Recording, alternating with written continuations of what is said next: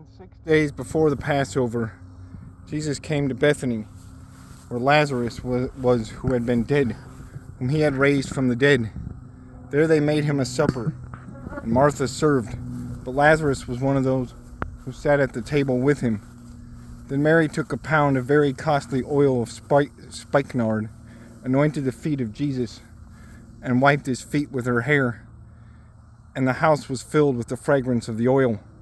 But one of his disciples, Judas Iscariot, Simon's son, who would betray him, said, "Why was this fragrant oil not sold for 300 denarii and given to the poor?" This he said not that he cared for the poor, but because he was a thief and had the money box, and he used to take what was put in it. But Jesus said, "Let her alone. She has kept this for the day of my burial. For the poor you have with you always, but me you do not always have." Now a great many of the Jews knew that he was there, and they came, not for Jesus' sake only, but that they might also see Lazarus, whom he had raised from the dead. But the chief priests plotted to put Lazarus to death also, because on account of him, many of the Jews went away and believed in Jesus. The next day, a great multitude that had come to the feast, when they heard that Jesus was coming to Jerusalem, took branches of palm trees and went out to meet him and cried out, "Hosanna! Blessed is he who comes in the name of the Lord, the King of Israel." Then Jesus, when he had found a young donkey, sat on it, as it is written, "Fear not, daughter of Zion. Behold, your king is coming, sitting on a donkey's colt." His disciples did not understand these things at first. But when Jesus was glorified, then they remembered that these things were written about him, and that they had done these things to him. Therefore the people who were with him, when he called Lazarus out of his tomb and raised him from the dead, bore witness. For this reason the people also met him, because they heard that he had done this sign. The Pharisees therefore said among themselves, "You see that you are accomplishing nothing. Look, the world has gone after him." Now there were certain Greeks among those who came up to worship at the feast. Then they came to Philip, who was from Bethsaida of Galilee, and asked him, saying, "Sir, we wish to see Jesus." Philip came and told Andrew, and in turn Andrew and Philip told Jesus.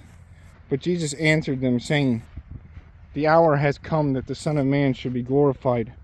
Most assuredly, I say to you, unless a grain of wheat falls into the ground and dies, it remains alone. But if it dies, it produces much grain. He who loves his life loses it, and he who hates his life in this world will keep it for eternal life. If anyone serves me, let him follow me. And where I am, there my servant will be also. If anyone serves me, him my Father will honor. Now my soul is troubled. And what shall I say? Father, save me from this hour? But for this purpose I came to this hour. Father, glorify your name." Then a voice came from heaven saying, "I have both glorified it and will glorify it again." Therefore the people who stood by and heard it said that it had thundered. Others said, "An angel has spoken to him." Jesus answered and said, "The voice did not come because of me, but for your sake. Now is the judgment of this world. Now the ruler of this world will be cast out, and I, if I am lifted up from the earth, will draw all peoples to myself." This he said, signifying by what death he would die. The people answered him, We have heard from the law that the Christ remains forever. And how can you say, the Son of Man must be lifted up? Who is this Son of Man?" And Jesus said to them, "A little while longer, the light is with you. Wait while you have the light, lest darkness overtake you. He who walks in darkness does not know where he is going.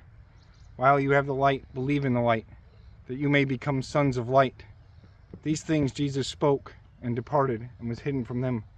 But although he had done so many signs before them, they did not believe in him.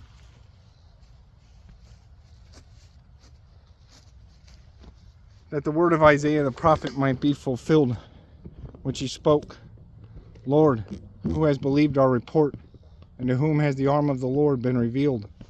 Therefore they could not believe, because Isaiah said again, He has blinded the eyes and hardened their hearts, lest they should see with their eyes, lest they should understand with their hearts, and turn, so that I should heal them. These things Isaiah said when he saw his glory, and spoke of him. Nevertheless, even among the rulers, many believed in him. But because of the Pharisees, they did not confess him, lest they should be put out of the synagogue. For they loved the praise of men more than the praise of God. Then Jesus cried out and said, He who believes in me, believes not in me, but in him who sent me. And he who sees me, sees him who has sent me. I have come as a light into the world, and whoever believes in me should not abide in darkness. And if anyone hears my words and does not believe, I do not judge him. But I did not come to judge the world, but to save the world. He who rejects me and does not receive my words has that which judges him. The word that I have spoken will judge him in the last day. For I have not spoken on my own authority, but the Father who sent me gave me a command, that I should say and I should speak. And I know that his command is everlasting life. Therefore whatever I speak, just as the Father has told me, so I speak.